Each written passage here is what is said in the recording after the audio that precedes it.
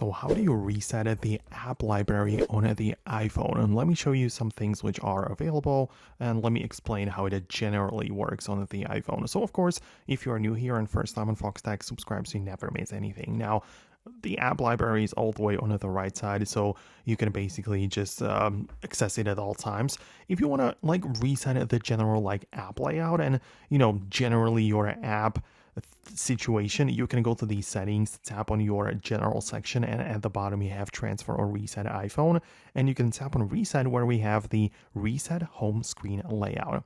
You should know, however, that this resets the app icons on your home screen and not in the app library. The point of app library is that it's permanent and it doesn't change ever. The only way to change it is by downloading more apps, right? So if you download more social media apps, then perhaps those which you currently see in here are not going to be visible in here, but you still cannot reorganize them because you only have the ability to look at it as it is. It is organized or categorized based on the type of the app. So as I say, if I download a social media app, if I download Facebook, it will always be part of the social folder. So you cannot really put it in any other folder, nor can you reset it as layout. It's just set up automatically.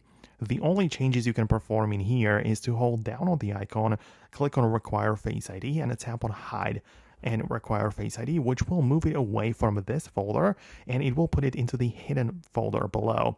So the only way you can do it is to hide the app, and that's how you can remove it from one folder. But that's of course not the most practical thing ever. But yeah, that's how it works. Generally speaking, you have full control over your home screen. There you can customize everything, have it empty, have one page or 20, or create widgets. And in the app library, it's permanent. You have no control over it at all. So that's how it works. I really hope that I can help you out or at least explain how it functions. So let me know what you think below. Subscribe for the upcoming videos and tutorials like this one, and I'll talk to you later.